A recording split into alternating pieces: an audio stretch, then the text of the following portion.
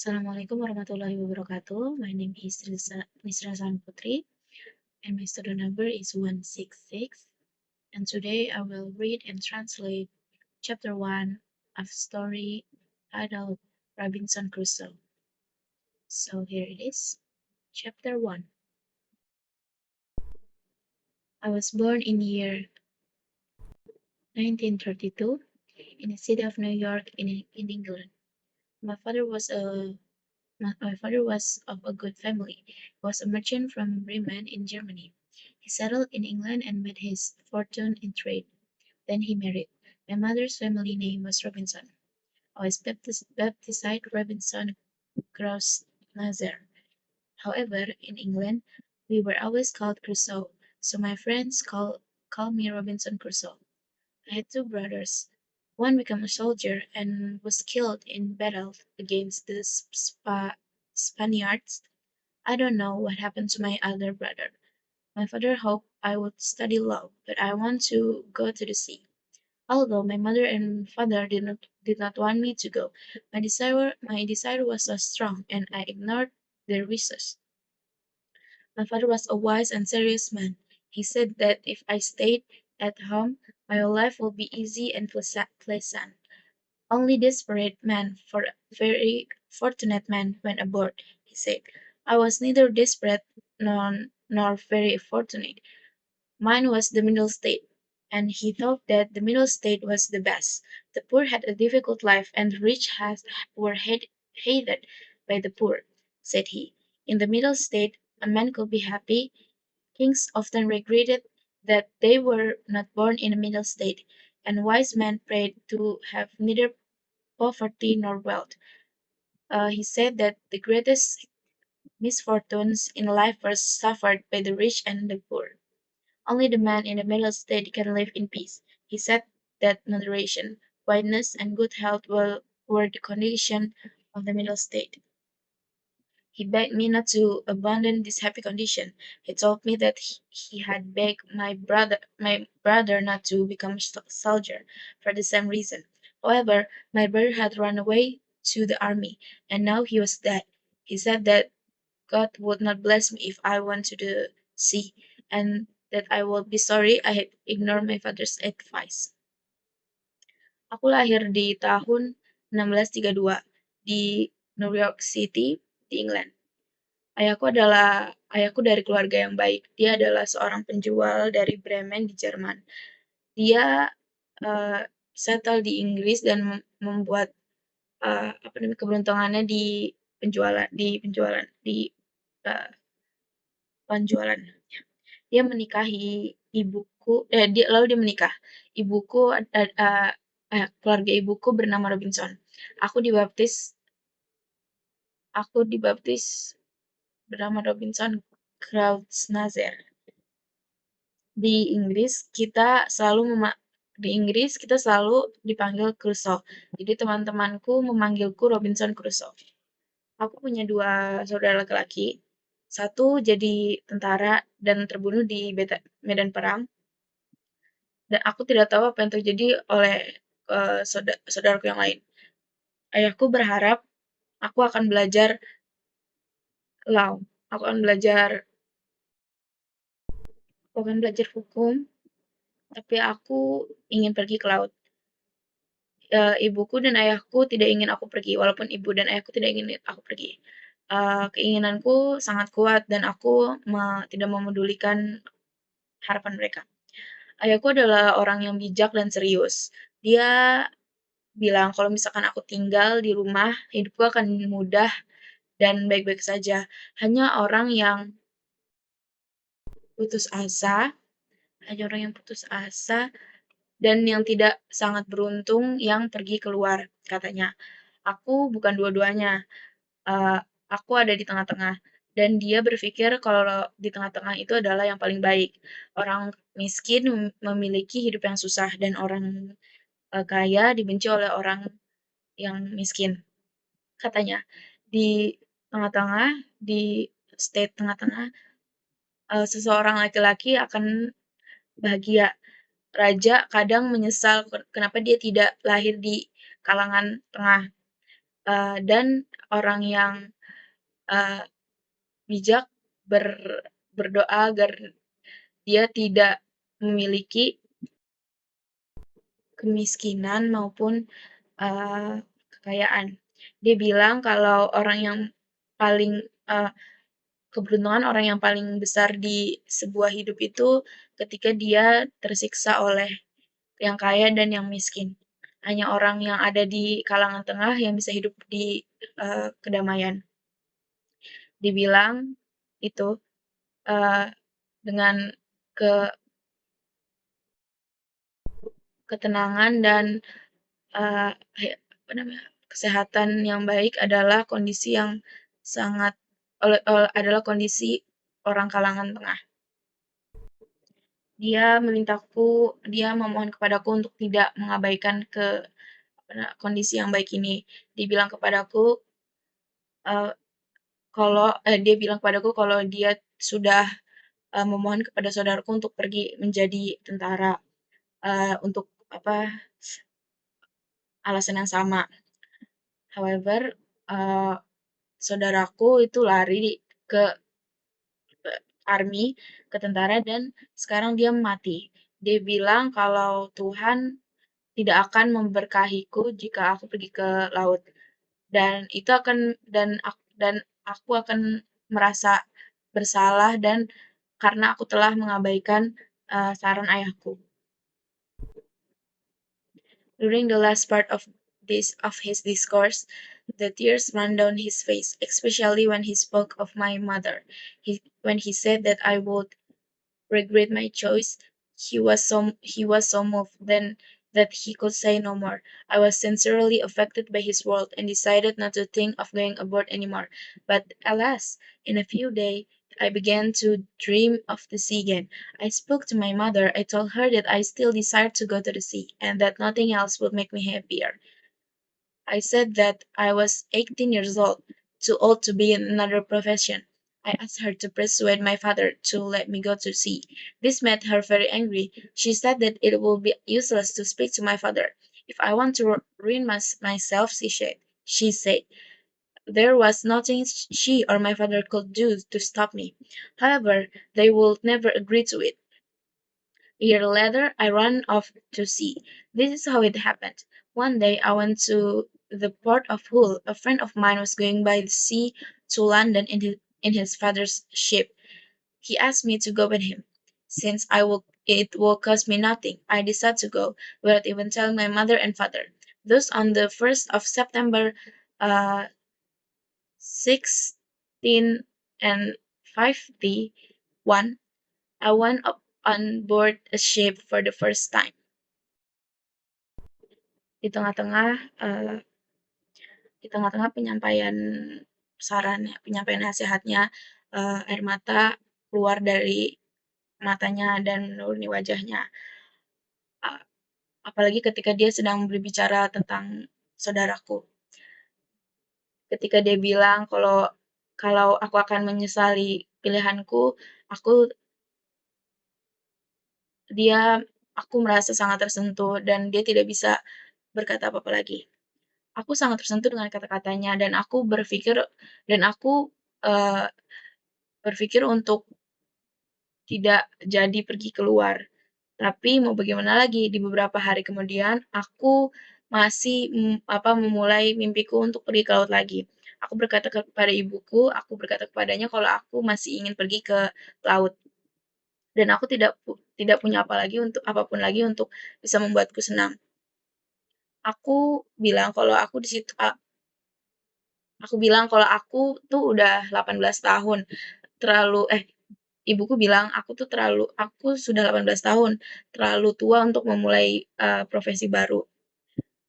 Aku minta kepadanya untuk, membujuk ayahku agar aku boleh pergi ke laut. Ini membuatnya sangat marah. Dia bilang kalau ini tuh akan sangat tidak berguna untuk bilang kepada ayahku. Kalau misalkan aku ingin merusak, diriku, dia bilang, pergi tidak ada yang bisa membuat ayah dan ibu untuk memberhentikanku. Mereka walaupun itu mereka tidak pernah setuju kepada tentang hal ini. Setahun kemudian aku lari ke laut. Eee, Beginilah bagaimana itu bisa terjadi. Suatu hari aku pergi ke Port of Hull, temanku, eee, akan pergi ke laut dengan pergi ke laut laut di London dengan kapal ayahnya. Dia memintaku untuk pergi bersamanya. Eee, itu karena itu tidak, membuatku mengeluarkan uang, aku, eee, berpikir untuk pergi, tanpa memberitahu ayah dan ibuku. Pada awal September tahun 1651 aku pergi menggunakan kapal untuk pertama kalinya. As soon as the ship was at sea, the wind began to blow. I felt very sick and frightened. I thought that God was punishing me for leaving my father's house. The storm grew worse, although it was not as bad as many I have seen since. It was not even as bad as the storm I saw just a few days later, but it frightened me then. I thought the sea would swallow us.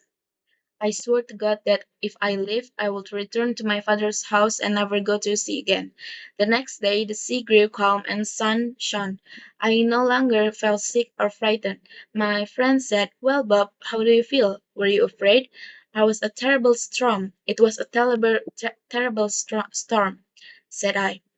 "Do you do you call that a storm?" said he. "That was nothing. Let's drink some rum and forget about it."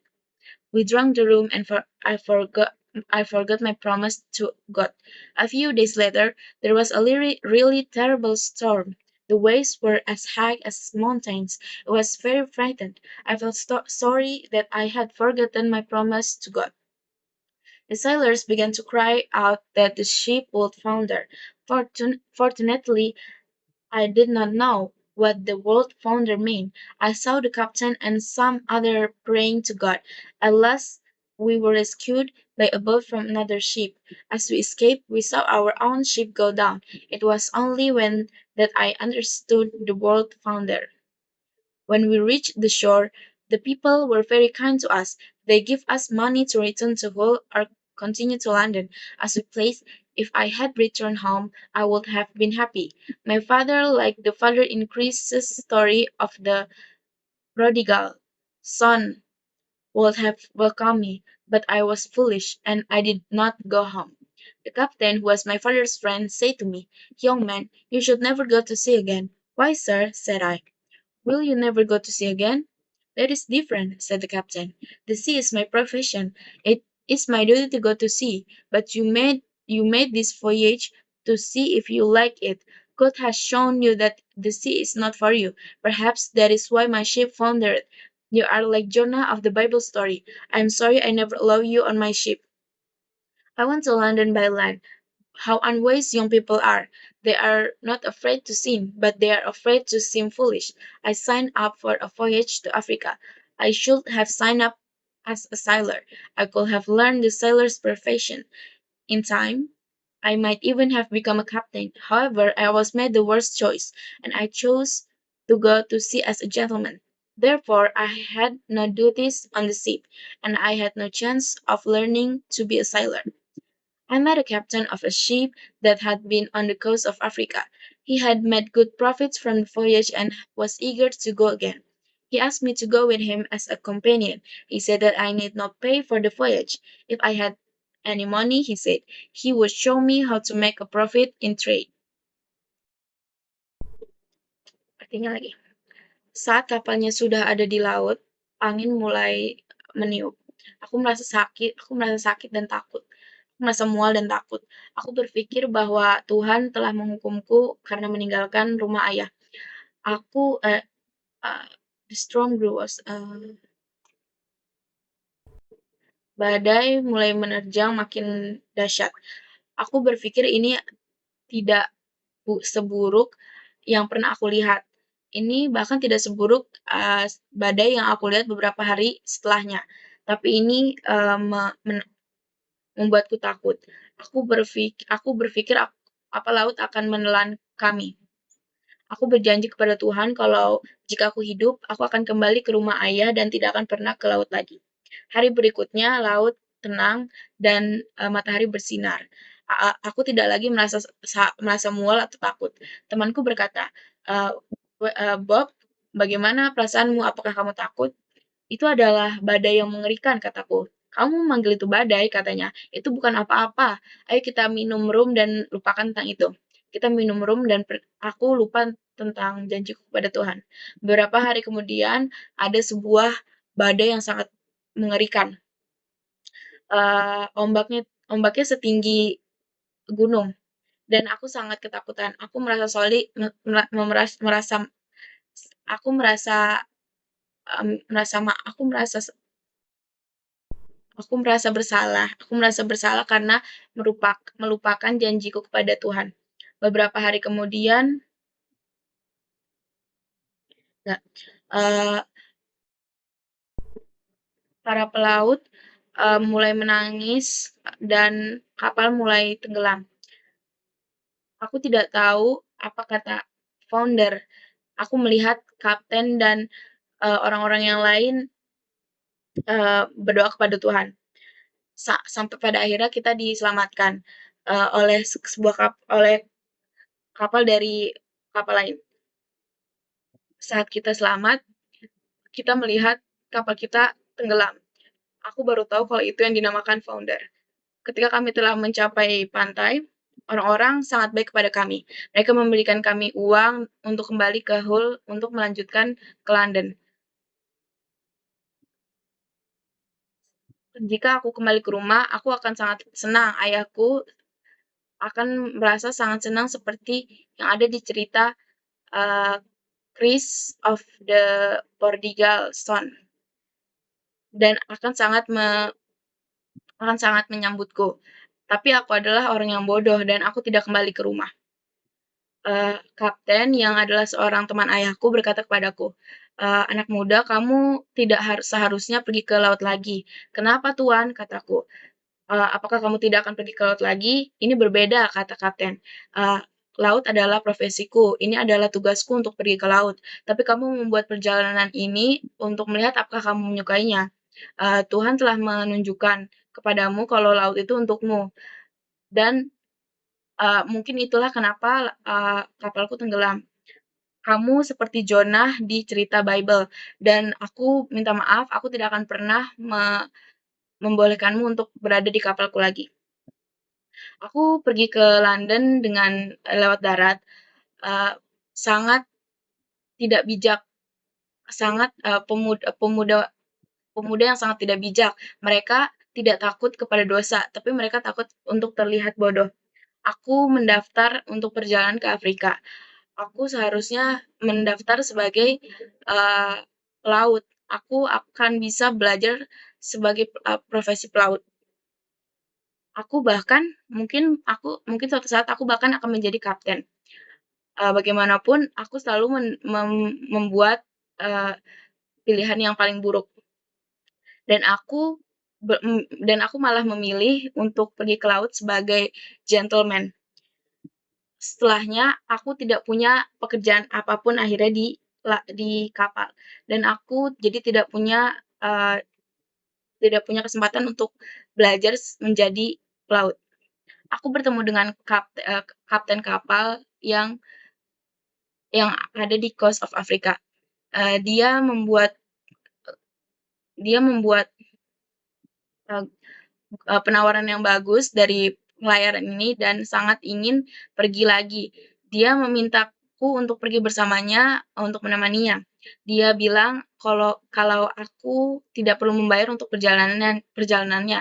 Jika aku punya uang, katanya dia bisa, eee, membu mengajarkanku bagaimana cara, eee, mem mem bagaimana cara untuk mendapatkan, keuntungan dari penjualan, dari penukaran. I accepted the offer and became friends with the captain, who was a good and honest man. Following the captain's advice, I spent about 40 pounds on things of little value. This I could trade for gold on the coast of Africa. The voyage was a great success for me. Indeed, I was my only successful voyage. My friends, the captain taught me the skill of both a sailor and a merchant. I brought home 5 pounds 9 ounces of gold, which I sold in London for nearly 300 pounds. Soon after our return to England, my friend died. I decided to do the same voyage again and sign up for the same ship with its new captain. As we approached the coast of Africa, we were pursued by a Turkish ship. After a short battle, the Turkish ship was victorious, and we were all taken as prisoners to the port of Salih. The captain of the Turkish ship made me his slave. I was horrified by this surprising change from merchant to miserable slave. I remember my father's prophecy that I would be miserable, and I realized that it had indeed been fulfilled. After about 2 years of slavery, I saw my chance to escape. One day, my master sent me out fishing with his brother Ismail and a black slave boy called Suri. The fishing boat was full of food, guns, and fresh water. While we were fishing, I pushed Ismail into the sea. He cried for help. I pointed a gun at him and said, I will not hurt you if you do as I say. You swim well enough to reach the shore. Go swim to the shore and leave us alone. If you do not, I will shoot you in hand, for I want my liberty. Ismail swam away from the ship, and I turned to a slave boy. Sorry, said I.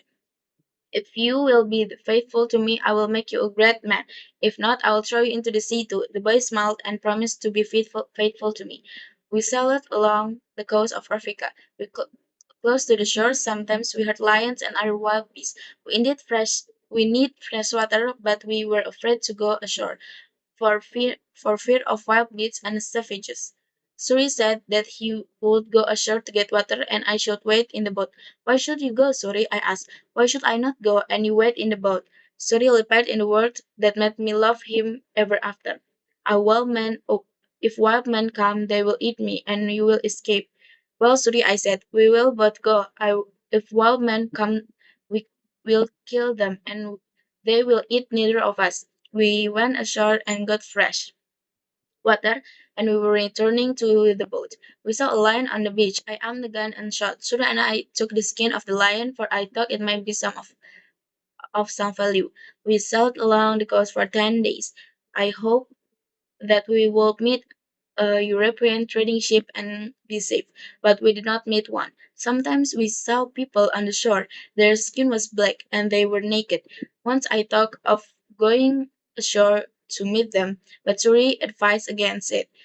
I made sign to them that we need food. They brought meat and grain and left it on the beach for us. I made sign to thank them but had nothing to give them in payment. However, we soon had the chance to go them a great service. Just as we reached our boat, a leopard came running down from the mountain toward the beach. I shouted that. The negroes were amazed and terrified by the sound of my gun. When they saw that the leopard was dead, they approached him. They wished to eat the flesh of this animal. I made sense to tell them that they could have him, and they began cutting him. They cut off his skin and gave it to me. Leaving my friendly negroes, I sailed on for 11 days. As we approached Cape Verde, Suri cried out, Master, a ship! I saw it was Portuguese ship. I sailed towards it, and in 3 hours I reached it. The men of the ship asked who I was. When I told them my story, they were very kind. They took me on board their ship with all my property from the boat. I offered all my property to the captain and to thank him for saving me. But he would not take it. He said they were sailing to Brazil. He said that my property will be returned to me when we arrive. He offered to buy my boat from me. He paid me 80 pieces of egg for it. He also offered me 60 pieces of egg for my boy Suri. I did not want to sell a poor boy liberty because he had helped me to escape from slavery. Then the captain offered to set Suri free in 10 years if he became a Christian. Suri said he was willing to go with him, so I let the captain have him. About 22 days later, we landed in Alsace Bay in Brazil. I will never forget the captain's kindness. He bought a lot of property from the board. I left the ship with about 220 of egg. In Brazil, I saw how well the sugar platters live. They grew rich quickly. I decided to settle in Brazil and become a sugar platter. The first 2 years were difficult, but then my plantation grew prosperous. I was sorry that I had sold my boy sorry for I need help. I was not happy in my new life. This was the middle state of which my father had spoken. I often say to myself, I could have done this at home instead of coming 5,000 miles to do it among strangers and savages. I thought it was a man stranded alone upon an island. Never compare your situation to a worse one. God may place you in the worst situation so that you long for your old life. I say, God was just to leave me on an island when I really was alone. If I had been content to stay as I was, I would have been rich and happy by leaving me on island. God made me understand this. They listened very attentively, especially to the part about buying slaves. There were very few slaves in Brazil at the time, and the cost of a lot of money. The planters came to the next morning. They said they planned to buy ships sail to the African coast by two slaves. They want to make one voyage only. They shared the slave among their plantations. They asked me if I would go to this work, and they promised that I will have share of slave without spending any money.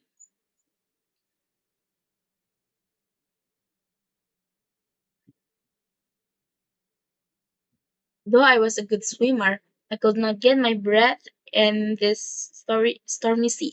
A wave carried me along towards the shore. It left me on sand, half drowned. I stood up and walked fast forward the beach. I knew another wave would soon break over me. The sea rose behind me like a mountain. I held my breath and the wave carried me closer to the shore. I tried to stand up and get my breath again, but another wave broke me. I was scared by great force and sped towards the shore. Then my head shot above the water, and I was able to breathe for a moment. I was covered with water again. Then that wave was begun to wither out. I felt the earth under my feet. I ran towards the shore, but twice more the waves came over me. The last time nearly killed me. The sea threw me hard against a rock. I held to the rock as the next was broke over me. When the wave withdrew, I ran to the bridge, climbed over the rocks, and lay down on the grass. Meninggalkan, para negro yang sangat baik, yang sangat friendly, aku, berada di sana untuk 11 hari dan kami bertemu, Cape Verde. Suri menangis, "Master, ada kapal!" Aku melihat kalau itu adalah kapal Portugis. Aku, melambai ke arah itu, aku pergi ke arah itu dan ya aku melambai ke arah itu dan dalam 3 jam aku akhirnya me akhirnya mencapainya. Orang yang ada di kapal, bertanya ke siapa aku dan aku bilang kalau ak dan aku menceritakan kepada mereka ceritaku. Mereka sangat baik, mereka membawaku, ke di kapal mereka dengan semua, benda-bendaku juga dibawa. Aku, eee, menga me menga Aku menawarkan propertiku kepada kapten, tapi untuk berterima kasih karena telah menyelamatkanku. Tapi dia tidak mau mengambilnya. Dia bilang dia akan pergi ke Brazil. Dia bilang kalau akan mengembalikan propertiku saat saat kita sampai. Dia menawarkan untuk membeli kapalku. Dia akan me, dia akan membayarku 8 piece 8 piece dari 8 untuknya. Dia juga menawarkanku, 60 piece dari 8 untuk suri, untuk ya untuk suri dan aku tidak ingin eee, menjual suri karena dia telah menolongku untuk kabur dari slavery. Nah, lalu kaptennya menawarkanku untuk membebaskan suri dalam 10 tahun jika dia menjadi, Kristian. Suri berkata kalau dia mau pergi bersama kaptennya. Eee, jadi aku ya oke lah. Jadi aku membiarkan kaptennya memilikinya. Setelah 22 days, setelah 22 hari, eee, do eee, 20 sekitar 22 hari kemudian kami sampai di Alsine Bay di Brazil. Aku pikir aku tidak akan melupakan kebaikan kapten. Dia membawakanku banyak sekali properti dari kapal. I left the ship. Aku meninggalkan kapal dengan membawa 200 dan 20 piece of cake dari 8. Di Brazil, aku melihat bagaimana sugar planters hidup. Mereka uh, mereka mereka sangat mudah untuk jadi kaya. Aku berpikir untuk tinggal di Brazil dan menjadi sugar planter. Uh, di 2 tahun pertama memang sangat sulit, tapi kemudian plantationku sangat apa namanya tumbuh sangat sangat bagus. Kayak berkembang sangat bagus. Aku merasa bersalah karena telah menjual suri, padahal aku sedang membutuhkan pertolongan. Aku tidak terlalu bahagia dengan kehidupan baruku. Ini seperti kalangan tengah, seperti yang ayahku telah bilang. Aku kadang berkata kepada diriku, aku bisa saja melakukan yang di rumah daripada aku harus pergi 5.000 miles untuk melakukan ini di tengah-tengah orang asing dan tempat asing. Aku berpikir aku orang yang eee, terdampar sendirian di tengah-tengah pulau. Jangan pernah membandingkan situasimu sekarang dengan yang paling buruk. Tuhan mungkin menempatkanmu di kondisi yang lebih buruk lagi. Jadi so that you alone for your whole life. Aku berpikir Tuhan akan meninggalkanku sendirian di pulau di ketika aku benar-benar sendiri.